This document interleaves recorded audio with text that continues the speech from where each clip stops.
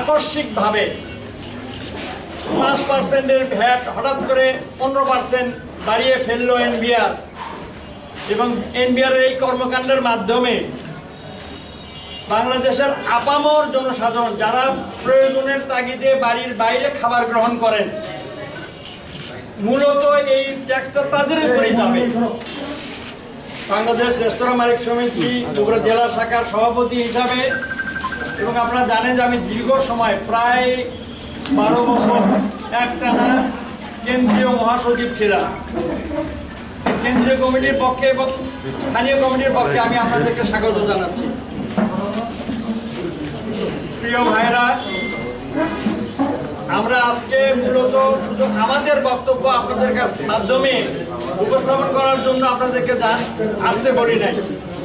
আপনাদেরকে আমরা কষ্ট দিয়েছি যে আমাদের সাথে আমরা পরামর্শ করব।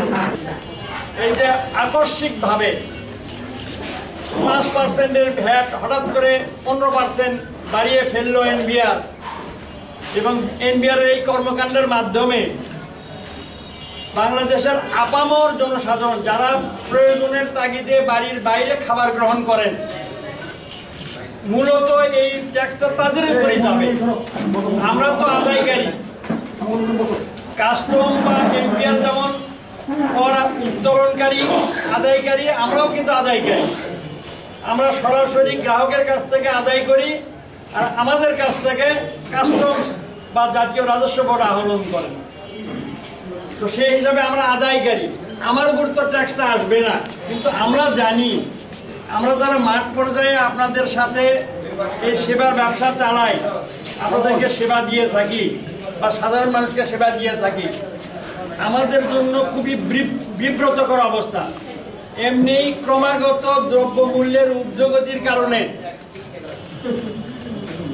খাবার রেস্তোরাঁগুলোতে প্রায় সকল খাবার এবং পানীয়র মূল্য বৃদ্ধি হয়ে গেছে। এক সময় যে চা আমরা 1 টাকা 8 আনাতে বিক্রি করতাম, এইটা এখন 15 টাকা এবং কোনো কোনো ক্ষেত্রে 20 টাকা। চা, সিম্পল একটা চা, এটা যে ক্ষুধাও নিবারণ হয় না, কিছুই হয় না।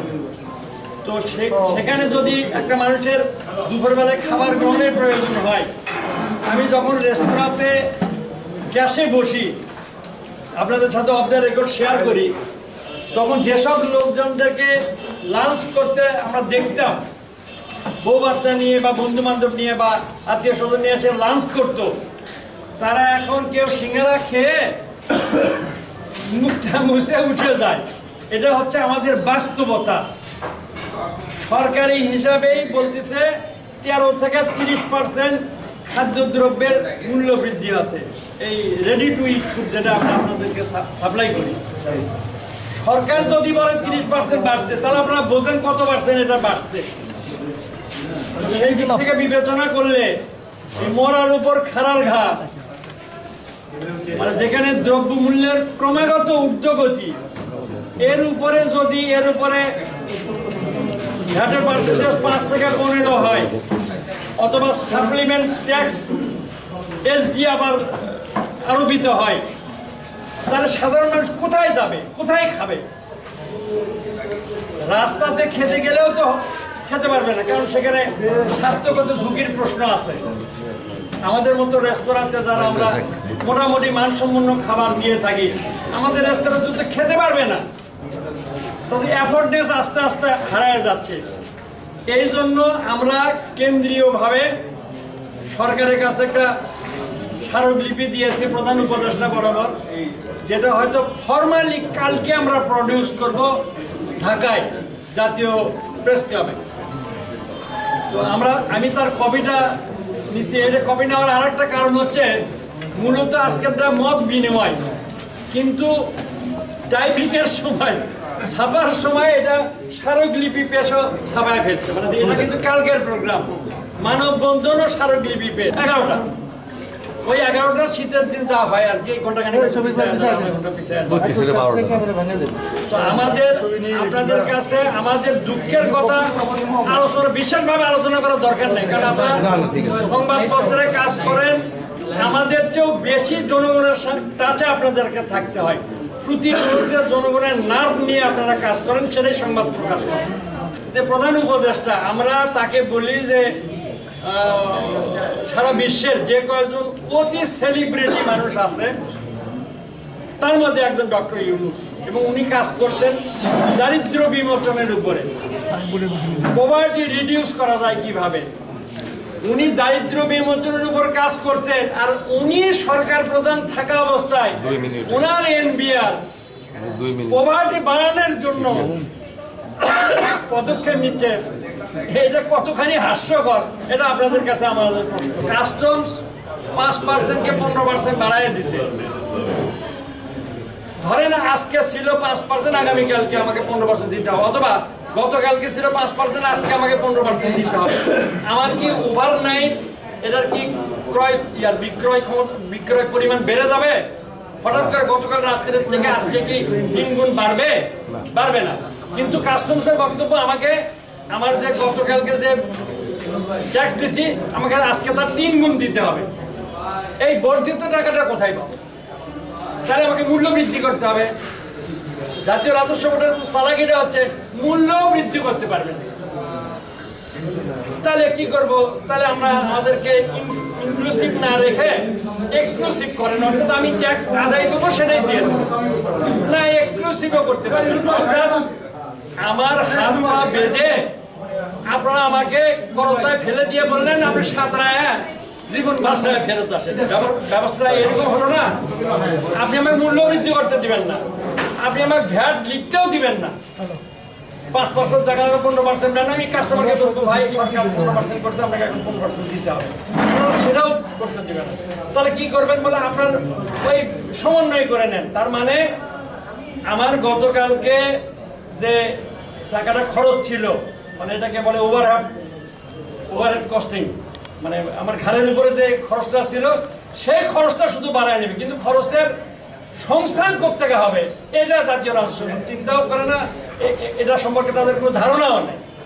এই বিষয়গুলো আপনাদের কাছ থেকে সুচিন্তিত মতামত আশা করতেছি। পাশাপাশি আমি একটু পরিচয় করে দিচ্ছি, এটা আমাদের মাহফুজ, ও হচ্ছে সেলিম হোটেল অ্যান্ড রেস্টুরেন্টের স্বত্বাধিকারী।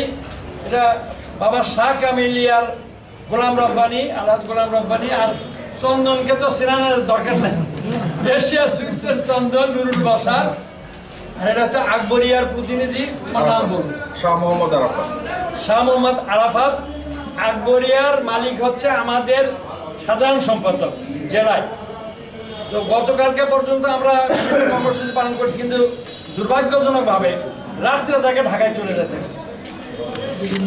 এবং আমরা যখন এই তড়িঘড়ি প্রোগ্রামটা নেই, দেখা যাচ্ছে সেই সময় আমাদের চিনিপাতার মুক্তার আলম সাহেব ঢাকায়, পদ্মা ফুটসের বাবু সাহেব ঢাকায়, ম্যাক্সিমাম লোকজনই মানে দুর্ভাগ্যক্রমে বেশিরভাগই ঢাকায়। তো সে অবস্থাতে আমি আপনাদেরকে বলতে গেলে প্রায় একক মানে ইনিশিয়েটিভ নিয়ে আপনাদেরকে ডাকতে হয়েছে, কারণ আসি যখন তখন তো এই কাজটা আমাকে করতে হবে। আপনারা জানেন যে আমরা একটা ক্রান্তি লগ্নে আজকে আমরা সকলে কিন্তু মত বিনিময়ের উদ্দেশ্যে সবাই এখানে সমবেত হয়েছে। এখানে যেটা দেখছি শুধু 5%-এর কথা উল্লেখ করা হয়েছে। এইটা দেখে মনে হয় যে সমস্যাটা শুধু রেস্তোরাঁ খাতে, কিন্তু সমস্যাটা কিন্তু শুধু রেস্তোরাঁ খাতে নয়, এর সঙ্গে যুক্ত আছে দই মিষ্টি, কনফেকশনারি, প্রত্যেকটা সেক্টরে।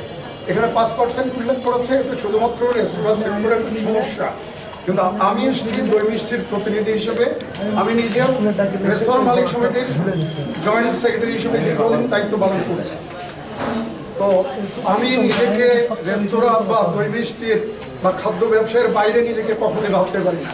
কিন্তু আজকে অত্যন্ত দুঃখের সাথে জানাচ্ছি যে এই ব্যানারটা যখন করা হয়েছে তখন শুধুমাত্র 5% উল্লেখ করাটা আমাদের জন্য অসম্মানজনক, বা আমাদেরকে একটু আলাদা করে ভিন্ন